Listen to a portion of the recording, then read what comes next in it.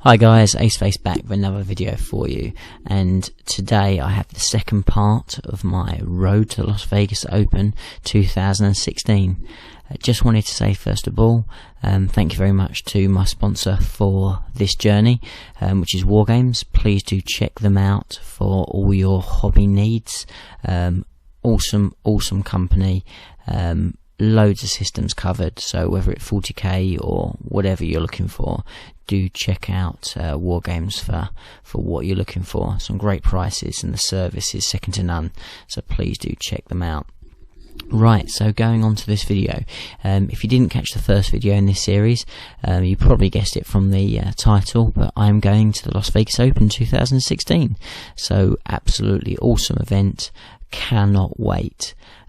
It's run by Frontline Gaming, and it is part of the ITC tournament circuit, and it is scheduled to be the biggest tournament of 40k ever.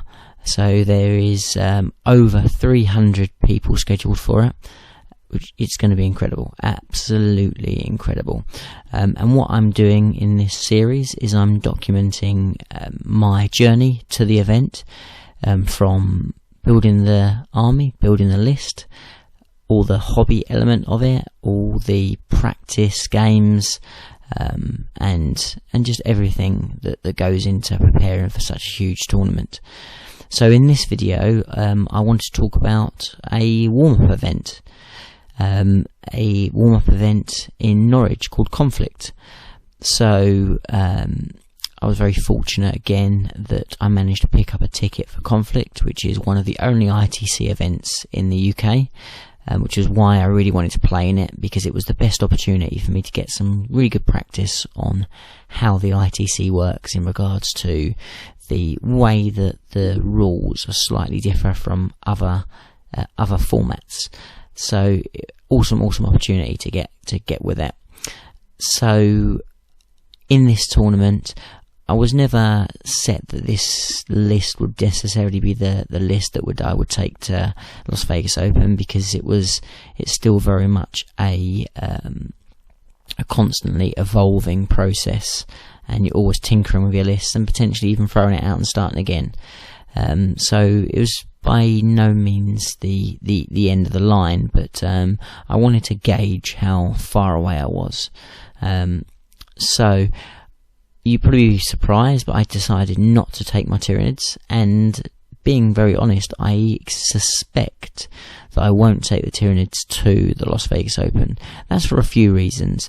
The main reason is I've played a lot of Flying Circus, sort of flyer and spam Tyranid lists in a lot of tournaments, and they've been incredibly successful. But I'm actually a little bit worn out and a little bit burnt out with that style of playing Tyranids, and at the moment I'm enjoying playing varied lists that are a lot of fun. They can be very powerful, but they are, I would say, not top tier. Yes, I think they can compete, and I'm not saying that I couldn't take Tyranids and still do pretty well, but I think I would be not giving myself the best head start, or the best start in readying myself for this tournament. So the Tyranids are very much on hold for this. I'm hopeful that potentially we might get a last minute codex in January. If that drops and it does what I'd love it to do, then majority of my Tyranids are painted and ready to go. If I have to re-energise them with a few new units, I can knock them up pretty quick, and I would like nothing better than to take the Tyranids to Vegas. Obviously they are a beloved army, as you all know, but realistically I just don't really want to take a flyer and spam list. It's just not what I want to do at the moment. So I'm looking more at the Tau. Demons are also there in the back of my mind, but I'm thinking Tau. I'm really enjoying playing them at the moment, and I like what they're able to provide.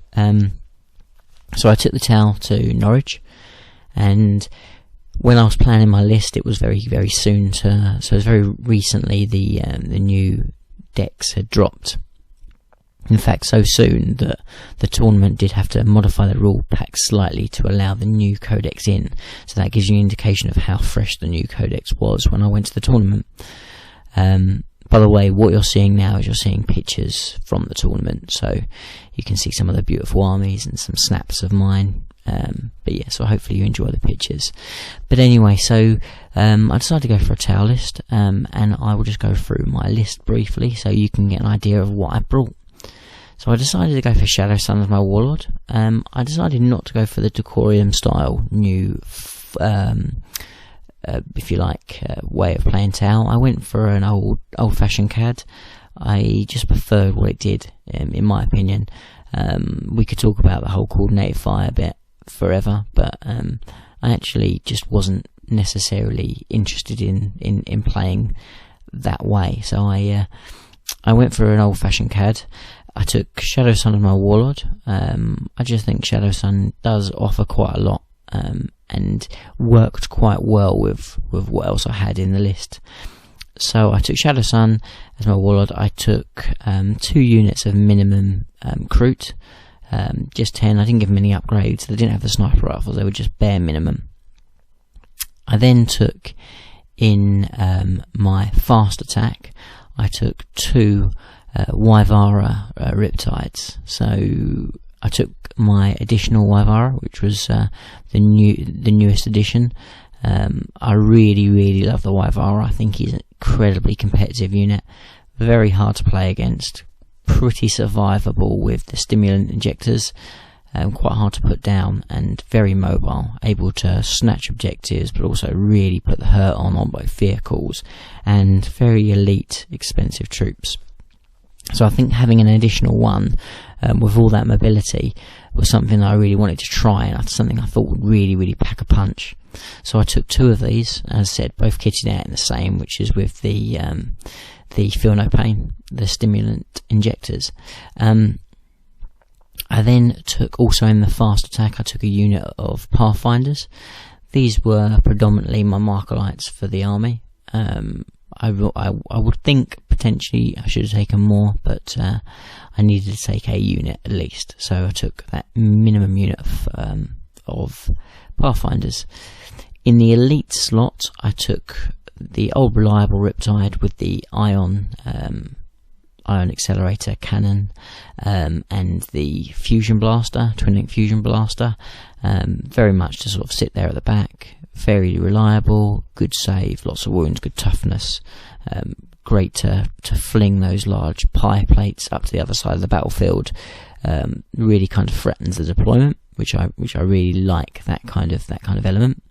I then took a Storm Surge, so again one of my newest units, not played in much before I went to the tournament, but I thought again he offered something that potentially the army was missing, something potentially would give me the opportunity to fight in combat with his stomp, but also able to shoot at a lot of different targets with fairly aggressive weaponry.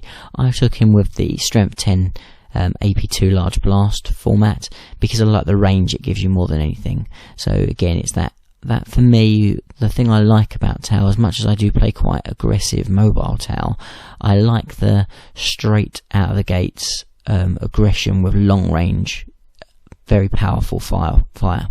So having that long range I thought was really handy, so I took that. I then took with him, I took the 4-up Invon, so the shield generator. I think that's a must just to make him very survivable, because he only has that 3-up save, and only toughness 6. Things are going to put wounds on him pretty easy. But having a 4-up and then the 5-up Feel No Pain for being a gargantuan gave me a good opportunity to keep him alive with that amount of wounds. So I took that. I also took Interceptor, and I took Skyfire on him as well. So quite an expensive unit, but with the Skyfire, it was my only part. It was my only bit of anti-air, and with the Interceptor, it gave me the opportunity to again scare things that potentially were dropping in. So that's why I took him. The final part of my list was the Ghost Kill formation, the optimized stealth cade, which again was kind of a trial thing. Wasn't sure how it would work, but I had plans for it. So what I took with that is I took obviously the Ghost Kill. I took him with the Fusion variant, which is the Fusion with a small blast. In my mind, I was very sure that that was the best way of running him, but actually afterwards, I think I might have messed that up. So I took that, and then I took the Fusion Blasters as a secondary weapon, gave him no upgrades, and then the 2 units of stealth suits that come with that formation, I took them in just in the bare minimums of units of 3, and I took 1 Fusion guy in each, which was the Swazri. I can never say that word, and gave her 2 Markolites in each unit. I then connected Shadow Sun to one of those units, again just to give me that ability to shoot lost targets and to be fairly aggressive with that. And I thought that would give Shadow Sun a bit of survivability, but also something that potentially could do some damage. The formation, when it's in range of the Ghost Kill, always hits rear armor and ignores cover, so it is quite a dangerous formation. But I think in hindsight, actually, all burst cannons and the Raker would probably be better, just for sheer weight of volume of shots, because what you're using it for is just to strip away troop transports and just weight of fire. It's not necessarily about the punch of a melter.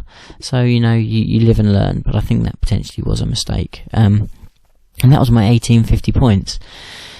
So, how did it do? Well, it didn't do as well as I hoped. Some of it due to my own errors, other due to just bad draw, I suppose. So the first game I played a very old-fashioned style demon list, very well rounded, very fast, had sort of flamers, which you don't see much. In fact, I think I hardly ever play flamers. Big units of flamers as well. It had seekers, it had demon princes. It was very fast and in your face. It had like ground clean one as the warlord, and it had sort of a back run of plague bearers to kind of sit on objectives. So yeah, it was a well fought game. I got pretty lucky on some rolls, and I don't think I necessarily played it my best. I kind of was intimidated by the speed and the aggression of his assault units, and that probably put me on the back foot more than I needed to. Probably needed to use the Storm Surge a bit more aggressively, and I think that again was a mistake. In the end, the game boiled down to one roll. So if I had, he had a Portaglyph, the Bloodletters ran out of the Portaglyph and charged into a unit of Kroot. If I had managed to hang on in there and to make my leadership check, I think I needed to roll under a 6 basically. So not the easiest roll. If I'd made under that, I would have won the game. I was objective secure and I was sitting on the objective. That would have been enough for me to claim the victory.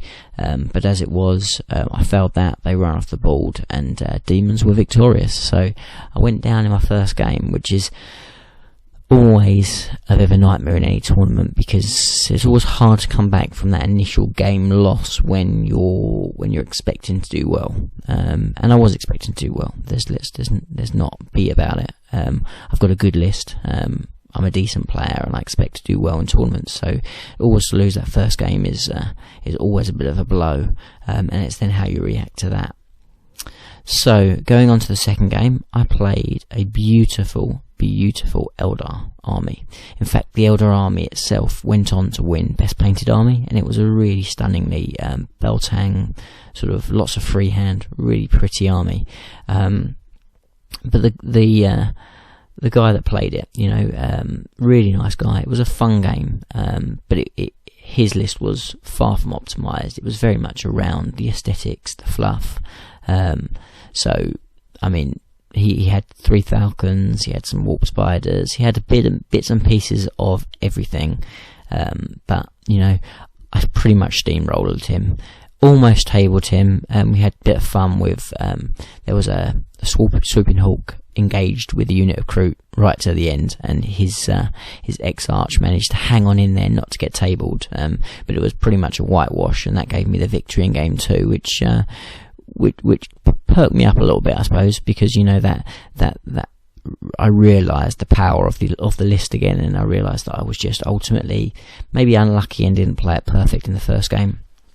When I went into the third game was against a massive orc army. It was against the Green Tide, the dreaded Green Tide, with a void shield generator for extra cheese. Again, really good game. The big problem with this game is it was the relic as the primary objective, and the relic was deployed in ruins in the middle of the battlefield. Oh dear. So that was not good news for me, because as you can pretty much already work out, the massive unit managed to get onto that objective quite early on, even though I did get it to start off with, but you know, that many boys getting to you that quickly. So yeah, they charged in, they grabbed that objective, and they managed to sort of just basically hang on in there. And because they had a pain boy in there, and because they had ruin saves, they were just so hard to kill. You know, even with all the strength and shooting that I had, I just couldn't reduce them down enough to kind of do the damage I needed to kind of contest or do something with that. On top of that, my Storm Surge got charged by Meganobs, which actually normally I wouldn't really worry about, because with my Invon and the Feel No Pain, I was convinced that I would be able to deal with it. There was only 3 of them, but I just could not make my stomp rolls to free up the Storm Surge, which again would have helped me deal with the big unit. So, you know, it was one of those games where ultimately the mission and the army and the deployment really screwed me. It was a long table edges as well, so you know, again, if I had the big distance, I potentially could have put more damage in. You know, it was just a really difficult game for me. I think everything I possibly could. I played it as perfect as I think I could, but you know, ultimately it was just one of them mixed match games which you just have to put up with.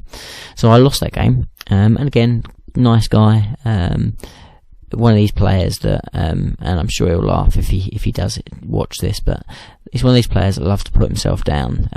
It's, oh no, oh thank you for helping me, you know, oh I don't know what I'm doing, and he knew exactly what he was doing. He actually was a fairly decent player, yeah, not absolutely seasoned veteran, but he was a good player. He knew his tactics and he did it pretty well. He knew how to manoeuvre that big blob. So that was the third game. So I came out of the first game with 2 losses and 1 win, which is obviously game over as far as from a tournament point of view. But it was now interesting to see how I cope with day 2.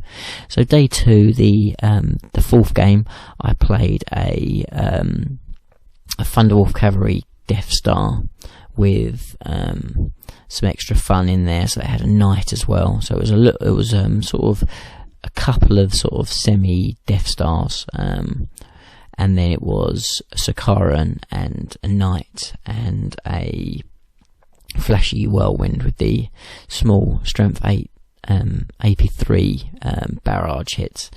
So a nasty list on paper, but again, my list really then started. It started to find its feet. I started to realise how to play it right, and I tabled him, and he got unlucky. The guy, I think, was having a horrible tournament, and that's the thing with Thunderwolf. When you start failing saves, you start failing saves, and there's not a lot you can do about that. But the White Hides absolutely ripped holes in that unit. They were brutal, really phenomenal, and yeah, I mean, it was just, I brutalised him, really did. So the list again was really coming strong, so I was feeling quite confident about that. In the final game, I played a Necron army. The Necrons are my nemesis. They are so difficult to put down, and this was no different. I had to play this game perfectly. It was gonna be tough, and that is even with, it was a non-Decorium list. So you know, it just shows how good Necrons are. They don't even need to play the Decorium, they're still solid. So it had all your normal sort of stuff in there. It had your sort of your Canoptic Harvest, and yeah, so it was dangerous. It was dangerous. Had the Death Marks with the Destroyer Lord. It was a good list. It had a lot of power. It was able to do a lot of damage, and it was close. The guy I played, he was a decent player. He knew what he was doing. I think I very much was playing the more optimised list of the two, but he still pushed me hard, big time, and I just run out victory on it. So again, maybe dice didn't go too kind for me. I don't think I did too much wrong, but the Necrons are just a really hard list to play against. But in the end, yeah, I won through, just through playing it very smart. By that point, I think I'd nailed the Storm Surge. I knew what I needed to do with him. I knew when to make him shoot lots, when to make him aggressive, and I was really fine on my feet with it. So I pulled that victory out. So ended up on 3 victories and 2 wins, which put me sort of top half of the table, but nowhere near in concession for anything, and contesting anything, if you like. So what did I learn from it? Well, I liked the list. It was good. I do believe that probably my final list will be a evolved list of what that was. I love the White-Eyes and I love the Storm Surge. They were by far the stars of the show. The White-Eyes are brutal, but the Storm Surge I was so impressed with as well. So in another video I will talk about how I take that list and start to merge it to what I'm thinking going forward. But it definitely, I was impressed with how the list performed on the whole. So yeah, so that was my warm-up, if you like. So in the next video, what we'll do is we'll start to actually look at building the list, and hopefully, you never know, I might have some news on some battle reports coming up, with other YouTubers, potentially, and other people. So lots to look forward to. Thank you for watching this video. I really do appreciate it, and please join me for the next video in the road to Las Vegas 2016. Thanks for watching. Bye now, guys.